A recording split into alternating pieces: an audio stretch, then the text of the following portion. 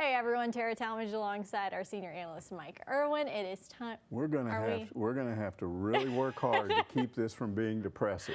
That's true. I thought you were doing a 6 feet distance thing right here. No, that's over. But we've got to really try hard to have fun because we don't want people to be depressed. It's bad enough. It's like that baseball season was always there, blah, blah, and now it's just like a black hole. It just disappeared. What happened to it? It's just gone. It is sad, but there were some really great moments that I'm sure we'll end up talking about in here as well, right? Yeah. Absolutely. Okay.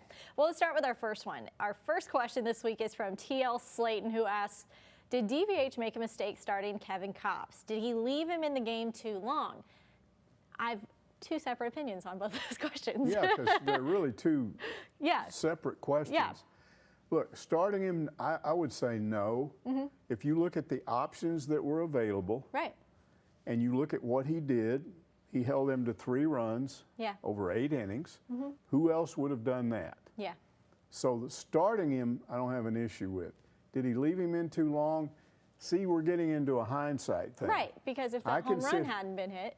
I can sit here and say, well, wait a minute. Wicklander came in after Kopps gave up that home run and got 3 guys out without any more runs. So if you'd brought Wicklander in at that point, it would have still been a tie game. But here's the problem.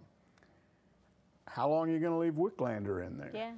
Once you got to that point, it's their offense is so good, and you're kind of, okay, you're going to go to a guy that pitched that threw about 100 pitches, you know, in the first game of the, so he's had technically 2 days rest. So he's not going to last very long. And then you're getting into, I don't know, Jackson Wiggins. You know, do you bring Connor Nolan back? We still think that Bolden had some kind of problem that they never talked about. So if you consider the options available, and again, the fact that you don't have hindsight, you don't have hindsight there. Because say you put Patrick Wicklander in, and that home run still gets hit. Then we're all saying, oh, should have left Kevin Kopps in there. Should have left Kopps in. So he's having to make that decision that none of us had to make. Yeah. So the bottom line is, I don't have any issues with that. I think when people get over the hurt of this, they're going to sit there and go, are you kidding me? Kopps went like over 110 pitches and at that point had given up just that 1-2-run homer. Against a team that good. Here's the problem with that game. It's not Kopps or whatever or how long you left him in. It's the fact that you were going up against, you faced 3 guys, each with an ERA of over 4. You faced the worst of their 3 starters, 2 lefties that were pretty good, but one of them had already pitched before. And especially with that starter, in the 2nd, 3rd, and 4th innings, Arkansas left 6 guys on base. This is crazy. 6. And if somebody had said to me before that game, Arkansas is going to hold them to 3 runs, I'd say, okay, they win. They're going to score 8 runs against these guys. So what happened? The bats went bonkers at the wrong time. Christian Franklin, Brady Slavens, even Robert Moore, Matt Goodhart. How many home runs between those guys? 50, whatever? They each had over, I think it was 13, 15? Something like that. You're talking. They both had double digits. You're talking over half the home runs Arkansas hit were with those 4 guys, and they just didn't have it. And really, Caden Wallace, he did hit that 1 home run to tie it up, but he had been in a slump. I really think what happened, this is my theory, that even though everybody says, oh, you know, I feel like I know where you're going with this. They didn't have to do very much to win that SEC tournament. I think they wanted to win that for Dave Van Horn because he never won it. And that's 4 games against 4 really good teams in 5 days. And honestly, 3 of those teams, Ole Miss, Vanderbilt, and Tennessee, are better than anybody they played in the regional or the super regional. So look what they did in those games, and they were never the same. They had that big first game against NC State.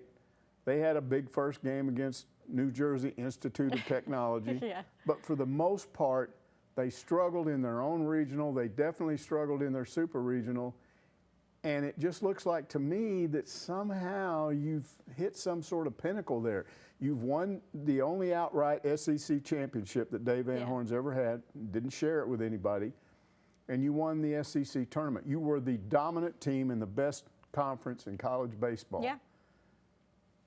That's a big deal. No, I agree. And then I think maybe there's just kind of a little bit of a letdown there. Which, I mean, it's not that they weren't trying in those regionals or super regionals. It's just, I don't know what happened. Something switched.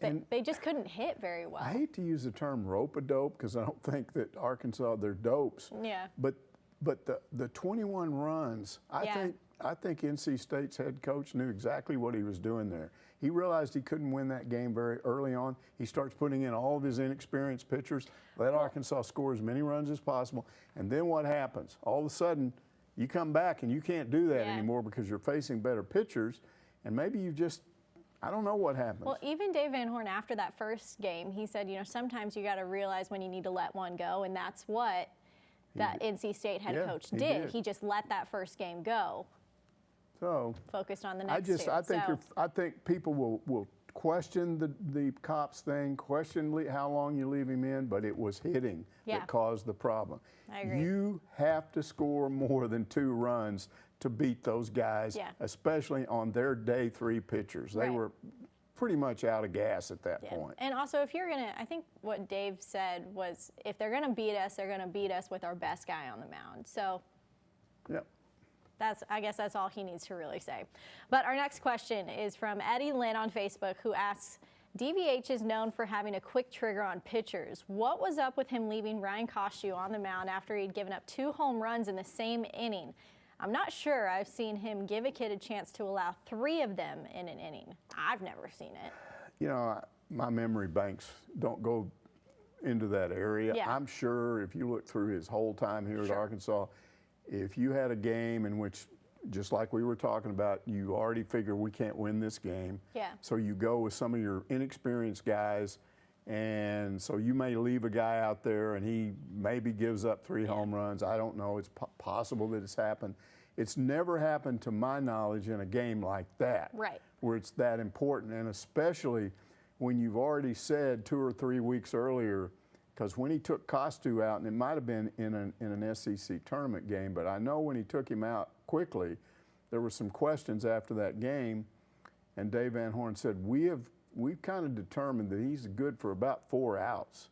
So if you already know that, and he came in and got 2 outs in that 1 inning, now you bring him back, you're kind of pushing it a little bit. Yeah. So when you give up the first home run right off the bat, at that point I'm thinking, ooh, maybe we should. Okay, this change guy's up. done what we've asked him to do. We still have a 1-run. Well, at that point, it would have been tied. Yeah. But you haven't lost the game. Right. And then when you leave him out there and he gives up a second one, no, definitely not the 3rd one. Yeah. Not the 3rd one. That's the one that really hurt. No, I agree. But we get back to what I said before. If you allow Dave Van Horn to have hindsight, sure, he doesn't do that. Of course. But he has to make that decision with no hindsight. We all talk about it with hindsight. Because truly, what are the odds that you give up 3 home runs essentially back to back to back? Yep. I think there was like 1 ground out or something in between there. But I don't know. Yeah. It's really kind of the same thing we already talked about. All right. Our next question is from Razorback Redneck, who wants to know, is the curse of the top national baseball seed a real thing? Definitely seems like it right now. I don't think it's the curse. I don't think it's a curse. Here's what I think it is. I think, first of all, baseball, college baseball, is the hardest national championship to win of all the sports because of what you have to do. Let's take football. Even if you throw in the conference tournament, which is technically not part of the playoff system, the most you'd have to win is 3 games. You'd have to win your conference tournament, then win that first playoff game, the first semifinal, and then the national championship game. So now basketball. We all know how unpredictable the NCAA basketball tournament is because that's 6 games. Yeah. You know how many you have to win in the playoffs in college baseball? 10.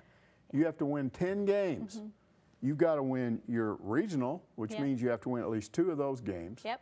No, you've got to win all 3 of those games. Then super regional, you have to win at least 2. So that gets you to 5. Yep. Then you have to win 5 games minimum you have to win 5 games in Omaha to win the national championship. Now you may play more games than that. That's why it's so tough. Now, let's say you're the top national seed.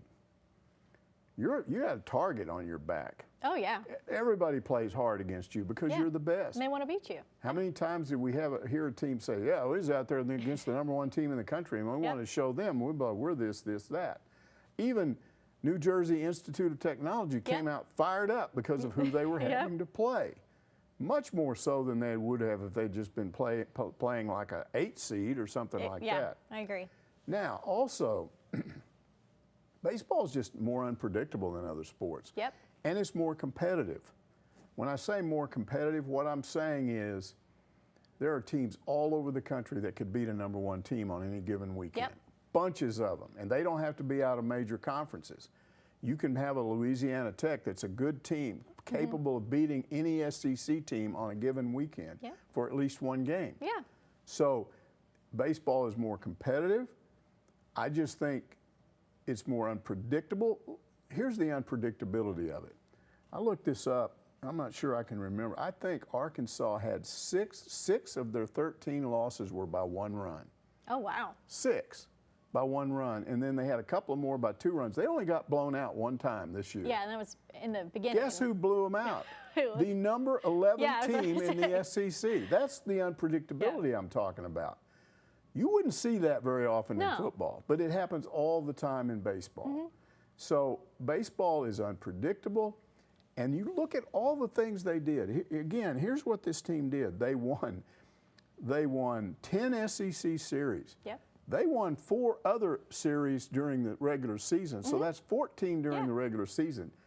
Honestly, the way I look at the SEC tournament, that's a 4-game series, even though it's with different people. They won that. So now you're up to 15, and then they beat the Big Ten champions in the regional. That's a series. They beat them 2 out of 3. That's, what, 16 times they did that? Yeah. One Just time wild. they didn't do it, Yeah. and that was the wrong time. Yep. Now, let's say you can trade. Let's say you can trade. So let's go back and trade. Which one would you trade? Let's trade the Ole Miss thing. Ole Miss wins 2 of 3 instead of you win 2 of 3. Guess what? You still win the SEC overall because they won it by two and a half, I think. So you still win it. Yeah. You still win the West, even though you lost that game. So you trade that, and now you beat NC State. NC State. And, I think we would all trade and you're that. still going. Yeah. So they had to do all of that stuff and answer all of those questions. If you do that in another sport, you're gonna win the whole thing. But in baseball, it's so unforgiving that in one situation, and a lot of it is who you get seated against. Yeah, no, Because absolutely. those committee people don't know who's going to get hot, who's Right. going to do what. Theoretically, the Fayetteville regional and super regional should have been the easiest of them all.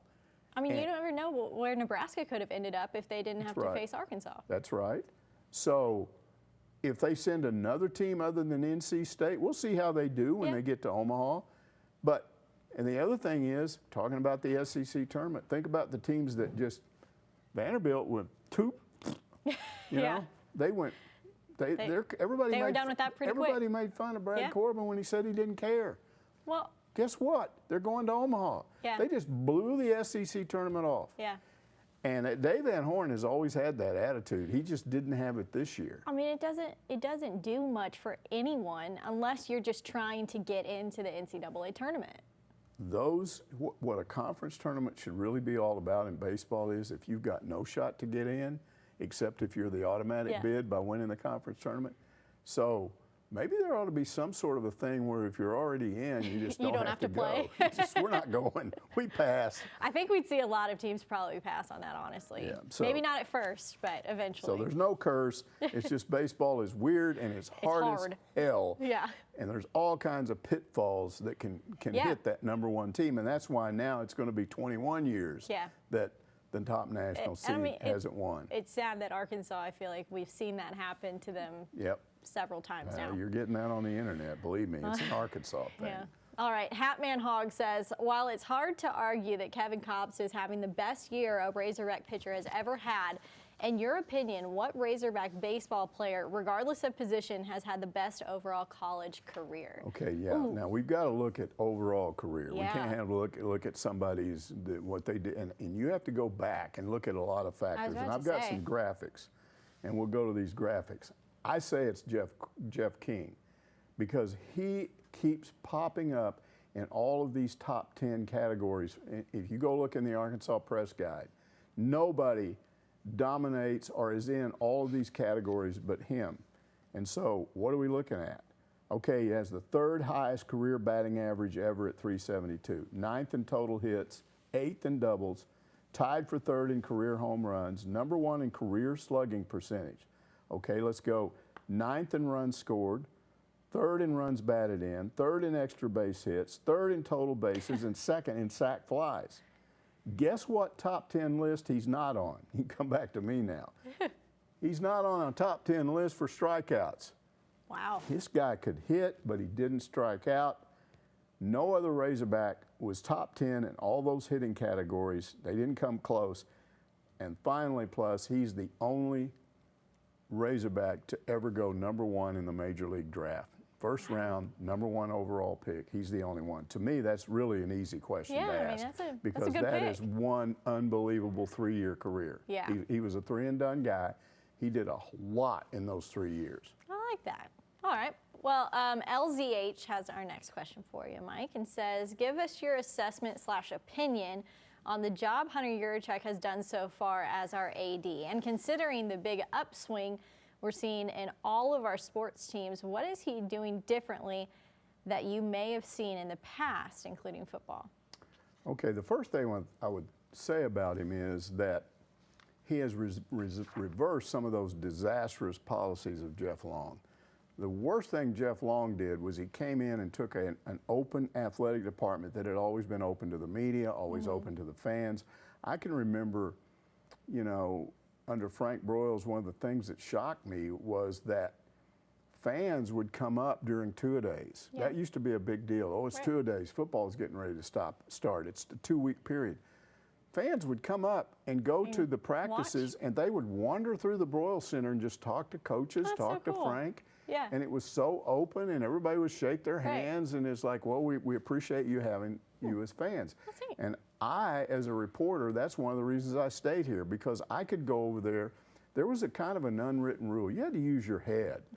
But when I went down on that second floor where all those coaches were, you walk down that hallway, if the door was open and a coach was in there and you looked at him and he looked up at you and started a conversation, you knew you could come in and talk to him. Okay. Can't believe how many stories I got doing that. Now, if I walked by and looked at him, he said, hey, Mike, and then he turned back down to his work, okay, he's busy, I'm going to leave him alone. Yeah. If the door was shut, obviously you don't knock on him. You leave him alone. But really, fans could do that. Yeah. You just sort of used your own best judgment. So all of that changed under Jeff Long. Now, even us in the media, we had to have an appointment to go over there. And you better have a pretty good reason, otherwise you wouldn't even be allowed in there. But there was no more just walking in there and going, and it was over for the fans too. Yeah. But it was more than that. It was, Frank always had treated Arkansas fans like the customers, like if they're customers at Walmart, and you want to be nice to them, you want to give them refunds, or you want to do things that, if they're upset about something, you want to make sure that you satisfy this fan. And it just wasn't that way under Jeff Long. The ticket prices went up. Frank always had a thing where he understood there were people that wanted to go to games that didn't have a lot of money. And so you have to make a contribution. He would allow you to put that off till the end of the year. He would trust you. Wow. Now, he got himself in a little bit of trouble doing that, because some people didn't come through, but then the deal was, if you didn't pay your contribution, you couldn't get them the next year until you paid it. Okay. So it was kind of an honor system. Yeah. But with Jeff Long, it's just, no, we got to have the money in advance. The price is going up. If you don't like it, I've got somebody else that will go in this seat. And I heard complaints all the time. My family's been sitting at this seat for this long. Yeah. He did this. All of a sudden, we're not there anymore. Right. Just because some other rich guy came along. Frank was very mindful of average people, trying to let them come to games Yeah. and even have good seats and not making it so expensive. The ticket prices were incredibly low Yeah. for their time. Well, all of a sudden they go up, and all of a sudden it doesn't matter who you are, how long you've been there, whether your daddy had those or you're out now because we want this increase and you can't afford it, and I'm sorry, but we've got a guy that's willing to pay that. Yeah. So, and then it extended all the way up to the big boosters. I talked to a Skybox guy. He'd leased a Skybox for years. This is what he told me. He said, you know, that's my Skybox. Yeah. That's kind of my, it's like leasing an apartment. Right. When you lease an apartment, you don't walk in there and go, ooh, gee, I wonder if I can do this or that. Yeah. It's your place, you leased it. So he said, I would always decorate it. And if I saw a neat Right. poster or some other thing I wanted up there or something I brought from home, I would decorate my A lot of people Skybox do that, the yeah. way I want. He said, all of a sudden we got told, no, everything you do has to be approved. And we really only have certain pictures that you have to get our stuff to put up there and Wow. things that are approved. And then the biggest thing was when you brought in alcohol, when you brought in food, it had to be from an approved vendor. You couldn't just go do it on your own. So all of these people were angry. Well, what's happened here under Hunter Yurachek is they've reversed a lot of that. They've come back and said, okay, come on, we can't treat the customers like Yeah. that. So that's one of the best things he's done. I think he's helped reconnect Arkansas with the fans. Yeah. It's never going to be like it used to be under Frank. It's probably not practical anymore. I don't think you're going to have people wandering around the Broyle Center and No. trusting I mean, it's that just they not won't that way bug anymore. the coaches. But I think it's a lot better than it used to be. Yeah. That's one thing. And then the other thing is how he hires coaches, because that was part of the question. Yep. Right off the bat, what we saw in the hiring of Musselman and then later Sam Pittman is a guy that says to himself, wait a minute, I don't want Arkansas to be a stepping stone job. I'm not going to go out here and find a young coach that's just interested in coming in here for 2 or 3 years and being successful and then using that to go somewhere else. Yep. And he hired Eric Musselman because Musselman convinced him he didn't want another job. He wanted this job. Yep. He specifically knew all about Arkansas. He said, I want to come there because of the tradition, and look what's happened since he got here. Yeah. He brought a lot of new ideas in, and he's done Oh, yeah. doing things his way, but he has always respected the tradition. Same thing with Sam Pittman. Yep. Here's a guy that had never been a head coach, but what made the decision easy for Yurachek in the end was Pittman sold him on the idea, I don't want any other job. Yeah. I'm taking this job, and if I lose it or I decide to retire, you won't see me popping up anywhere else. Yeah. This is it. So I like that part of it. It's that thing we started talking about 2 or 3 weeks ago, that the carpetbagger statement, where you don't want carpetbaggers coming in here. Now, don't put this in a Civil War context. Yeah. What it means is you don't want an outsider to come in here and they're not interested in the traditions. They don't care about the traditions. They just want to come in here and win. They don't embrace the past. Yeah. It's just, we don't care about any of that. So Hunter Yurachek basically has created an environment where we have now 2 coaches, the top 2 sports really in a school in terms of revenue generating. And both of them are guys that have embraced the past.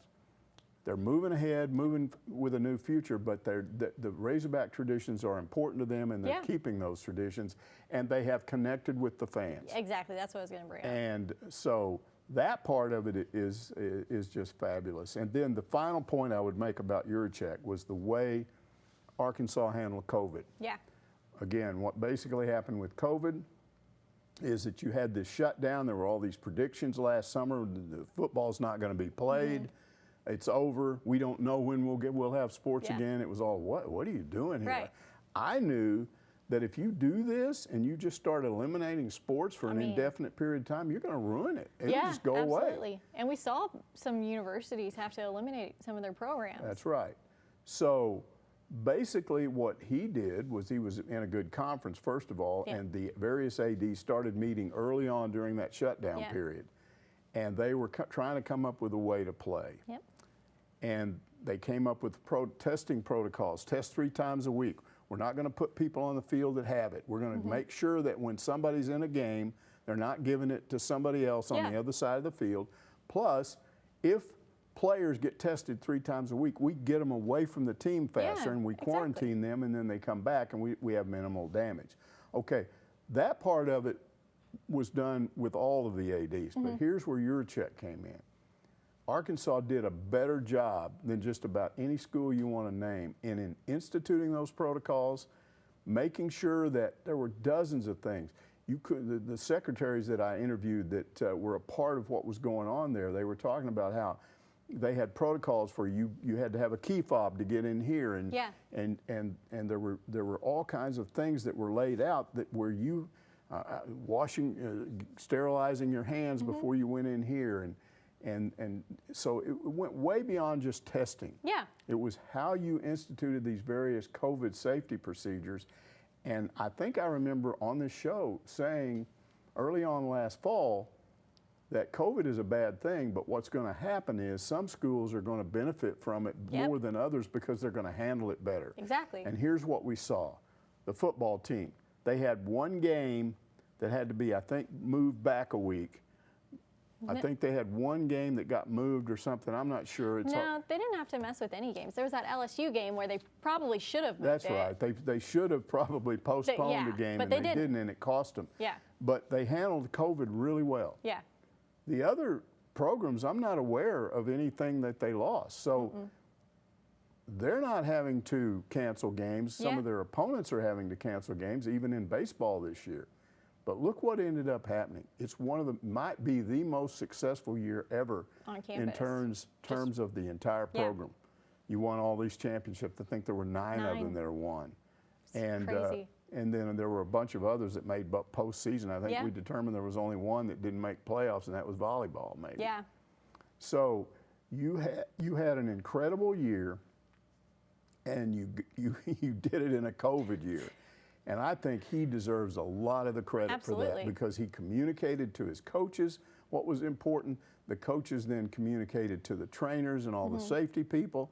And then the bottom line is those athletes. Look at what kept happening to LSU. Yeah. Their players kept going out, running around on their version of Dixon Street. And then next thing you know, you're having to miss another game because they have another COVID outbreak. So those are the areas in which I think Hunter Yurachek has really stepped up. I agree. And now what you've got now after this horrible Jeff Long period in which everyone predicted the person that replaces Frank and everything's going to change, now you got somebody that's gone back a little bit. Yeah. Maybe you have some modern things you have to take care of. And now here's the deal. Nobody wants him to leave. Yeah. Now if he goes somewhere else, people are going to go, oh no, please don't. So he's been incredible, really. Yeah. I think he sticks around for a while. I hope so. I think everyone hopes so as well. All right, our next question. PG Hog 1 says, I've heard different stories over the years. Did Coach McDonald retire on his own, or did Long push him out of the door? Do you know? He did retire on his own, and Long didn't push him out of the door. But what he did was he didn't treat John very well. He did not give him the respect of a guy that had won as many national championships as he had. And I know this because I talked to John about it. Yeah. He would never say anything in public about that.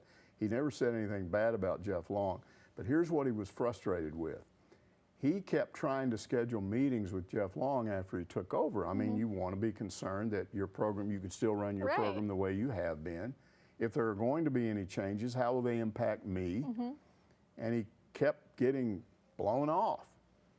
Finally got the meeting, but I talked to him not long after he had that meeting, and here's what he said to me. This is John. He said, look, I always had a great relationship with Frank Broyles. He said, I don't know if I'm going to have the same thing with this guy. Yeah.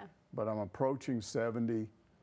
I need to spend more time with my family, and looking ahead and trying to imagine me continuing to win the way I am under this new AD. I don't feel comfortable. Yeah. So I don't think Jeff Long had anything to do directly with him leaving, but I think it was a factor. He might have stuck around for 2 or 3 more years if he'd felt comfortable, and I don't think he felt comfortable. It's just like a combination of a couple different things.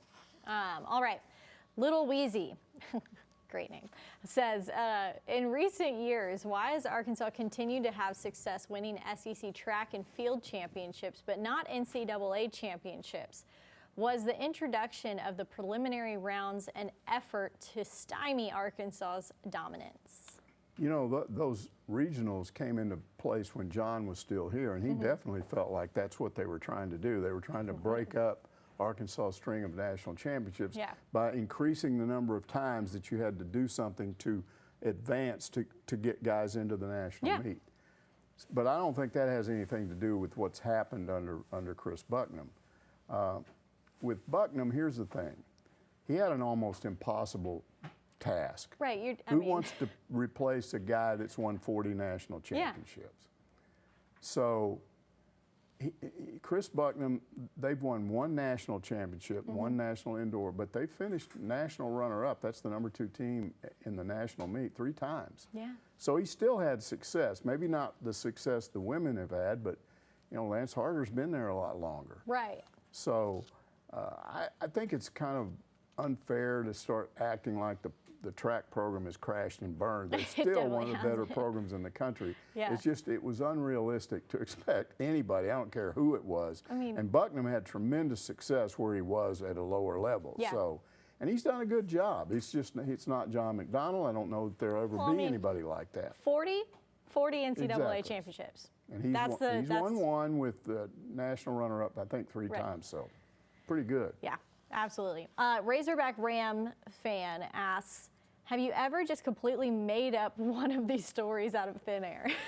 Yeah, I don't really know how to answer that question, you know, because we have a lot of funny question, though. We have a lot of fun here. Yeah. And maybe he thinks because we have fun, I just would say, I'm just going to come make up with this something story. today.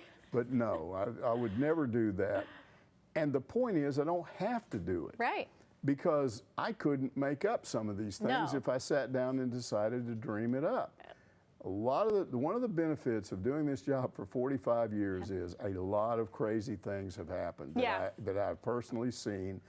And when I get the chance and somebody asks me, I'll tell one of these stories. And I can't swear that every micro detail is correct, because I might get this wrong or that. But the basic gist of the story is what it is. Right.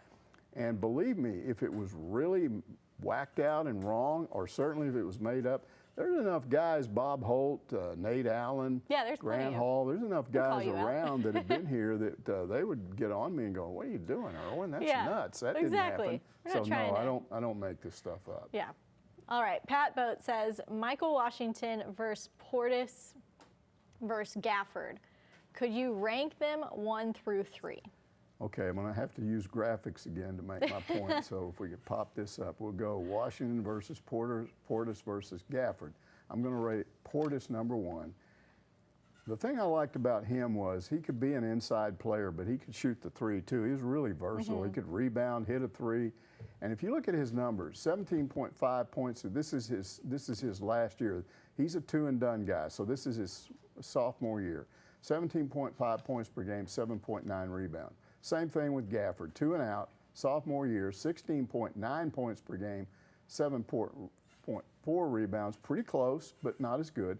Washington was a 4-year guy. His best year was his junior year. And as you see, his points per game was lower than the other 2. He was the better rebounder. But then what happened to him is he dropped off some his senior year. So those are my rankings based on basically the statistics, what they were able to do. It's all pretty close. They were all good, but I like Portis of the 3 because I liked him because he was so versatile. Again, he could be an inside player. He could block shots. He could dunk the ball inside, do the inside moves, but he could also step outside and hit a 3. And I just think it's rare to see a guy that can do all of those things. We need to get you a T-shirt with the crazy eyes on it. Sure. All right, Blood Red Hog asks, what are your thoughts on the new proposal being considered to expand the college football playoffs to 12 teams? Well, and now I'm not sure it's a proposal anymore. I guess technically it hasn't been approved, but I think it's going to happen. I'm totally shocked. I'm surprised, too. I'm the guy that's been sitting here all this time saying we don't need just 8 teams. We need 16 teams. I'd go with 32. I'm a playoff guy. I love the playoffs. I love it, too. And you have playoffs in almost every sport. Look at the NCAA tournament, 64 teams. Ooh. We just talked about you got to win 6 games to win it.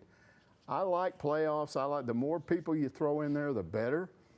So here's what the way they've been doing this. First, you had to go to the BCS, and that lasted about 10 years. And then they finally went to the 4-team, and they said, well, that's going to take 10 years. And so I figure, okay, the next thing we're going to get is finally 8, which is kind of better than 4, but not what I want. Right. And then that would probably be it. I figured the way they were doing this, because everybody's complaining, it's not going to matter. These teams won't win. It'll be the same people. I don't agree with that.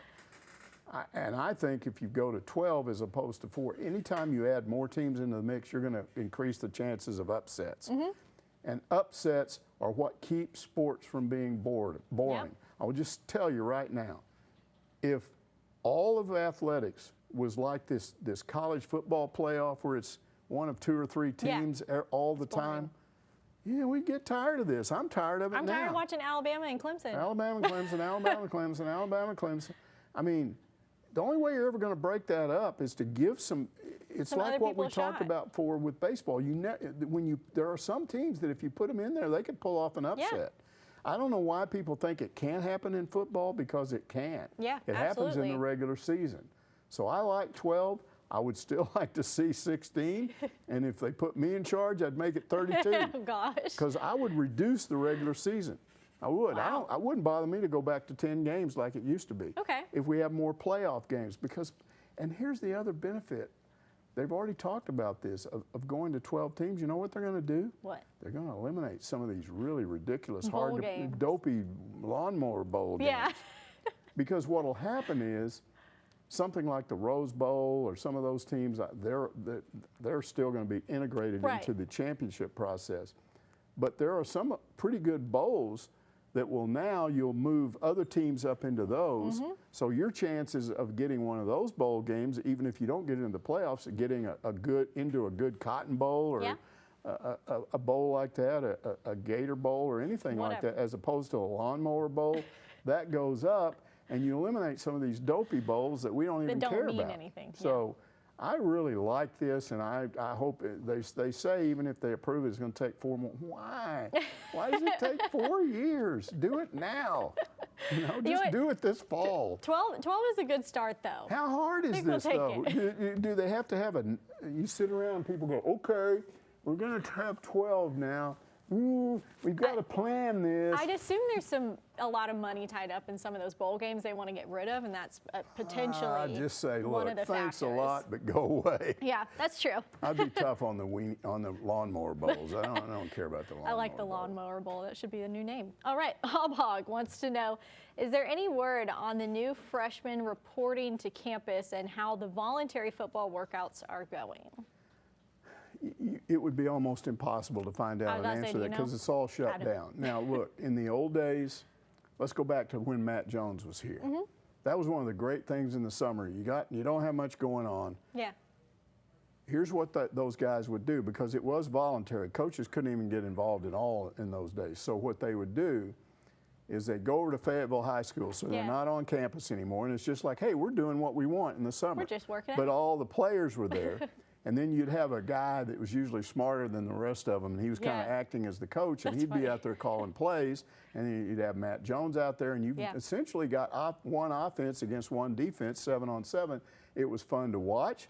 We could video it. We could come back and put it on the air, and we could even interview the players about what happened. Those days I don't know, somewhere along the line, by the time Mitch Mustang came along, because that's the first time I saw it, I wanted to do, he's the big guy on campus, how's he doing? They went, nope, can't do it anymore. Nobody's allowing that. And so between then and now, this stuff is shut down. You're not going to be there. We can't talk and to they them. actually have coaches involved now.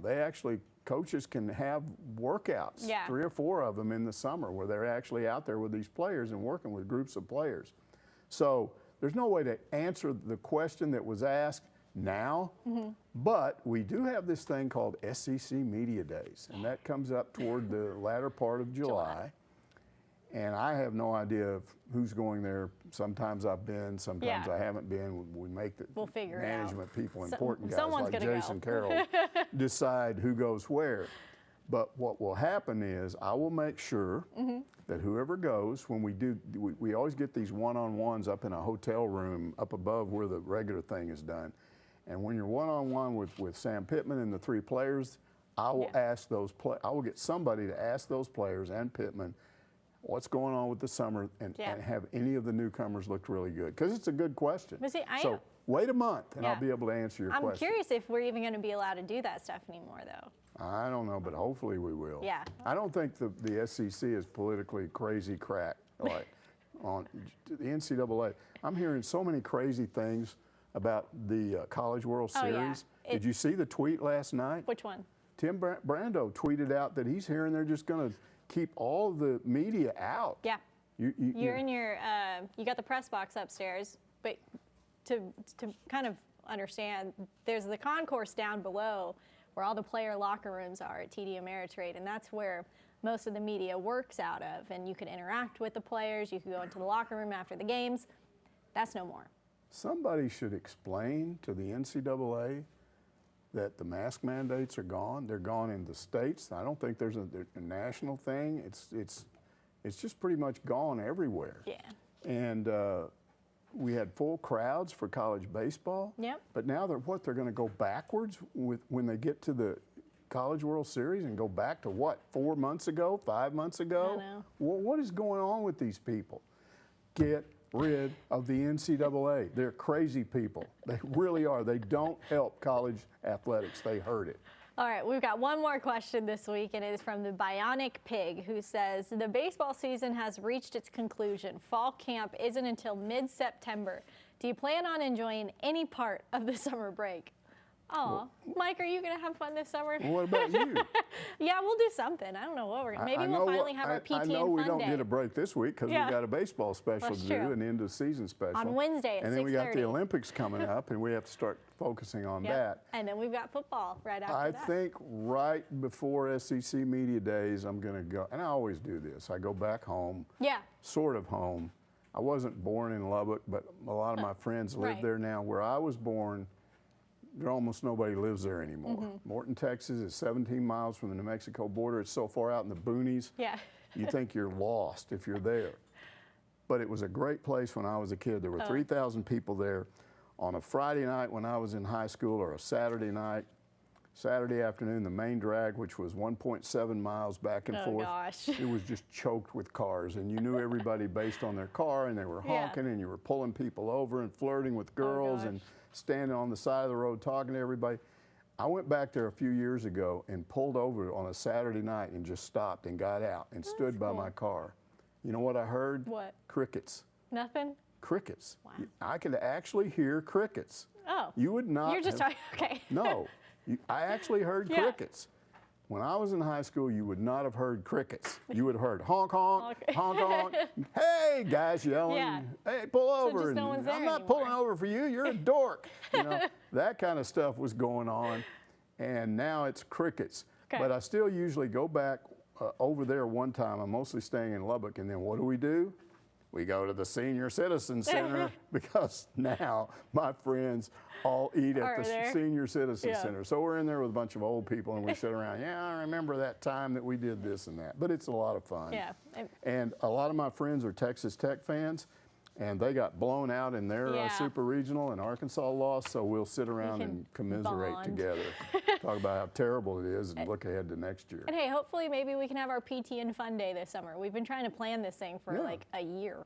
We'll see if it works. We're going to go to what? Just like play golf? Dave and Buster's. We can go to golf. We can go to Top Golf. I don't care. Yeah, I'm not good at golf, but we can figure it out. That'd be fun. All right, that's going to wrap up our Ask Mike for this week, everyone. Thank you so much for watching. We'll see you back here next Monday.